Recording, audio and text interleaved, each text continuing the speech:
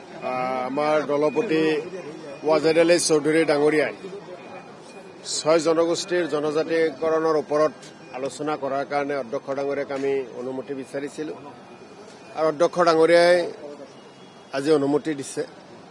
নিশ্চিতভাৱে আমি পূৰ্বৰ পৰাই কংগ্ৰেছ দলে কৈ আহিছোঁ, কংগ্ৰেছ বিধায়িনী দলে কৈ আহিছোঁ 6 জনগোষ্ঠীৰ জনজাতিকৰণ কৰিব লাগে। চৰকাৰে প্ৰতিটো মুহূৰ্ততে আশ্বাস দিয়ে কিন্তু কাৰ্যকৰী নকৰে। এটাৰ পিছত এটা প্ৰচেছৰ কথা কয়, এটাৰ পিছত এটা প্ৰক্ৰিয়াৰ কথা কয়, কিন্তু সেই প্ৰক্ৰিয়া কেতিয়াও সমাপ্ত নহয়। কেতিয়াবা যদি মন্ত্ৰী গোটৰ প্ৰতিবেদন, কেতিয়াবা আকৌ কেন্দ্ৰীয় চৰকাৰৰ লগত কথা পতাৰ কথা কয়, কেতিয়াবা লোকসভাত উত্থাপনৰ কথা কয় আৰু কেতিয়াবা ইয়াতে 6 জনগোষ্ঠীৰ জনজাতিকৰণৰ ওপৰত কিছুদিন আগতে ৰাজ্য চৰকাৰে যিটো প্ৰকাশ কৰিছে তাক লৈ ৰাজ্যখনত যথেষ্ট প্ৰতিক্ৰিয়া হৈছিল আৰু সেই প্ৰতিক্ৰিয়াৰ পিছত তেওঁলোকে কৈছিল আমি খুব কম সময়তে ইয়াৰ ওপৰত এটা সিদ্ধান্ত ল'ম।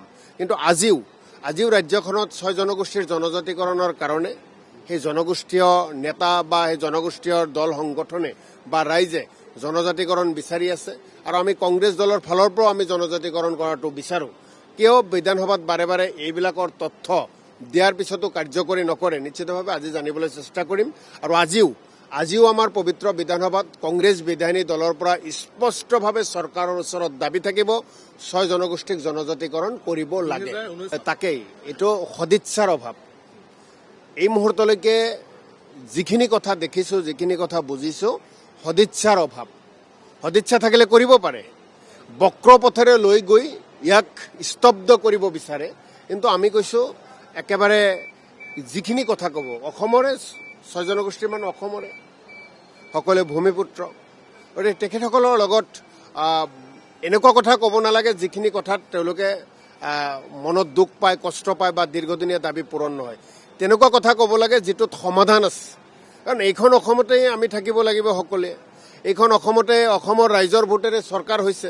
গতিকে আজি 6 জনগোষ্ঠীৰ জনজাতিকৰণৰ কাৰণে যিসকলে লাগি আছে সেই জনগোষ্ঠীৰ ভোটসমূহ বিজেপিয়ে পাইছে, বিজেপিয়ে নাই পোৱা বুলিতো ক'ব নোৱাৰে। গতিকে তাৰপিছতো বিজেপি চৰকাৰে কিয় কৰা নাই? নিশ্চিতভাৱে বিজেপিৰ এইটো তৃতীয় চৰকাৰ, তৃতীয়বাৰৰ বাবে হিমন্ত বিশ্ব শৰ্মাৰ দ্বিতীয় কাৰ্যকাল। গতিকে দ্বিতীয় কাৰ্যকালত প্ৰথমবাৰৰ বাবে 6 জনগোষ্ঠীৰ জনজাতিকৰণৰ প্ৰসংগটো আহি আছে। উত্তৰ কি দিয়ে তালৈ বাট চাই আছো।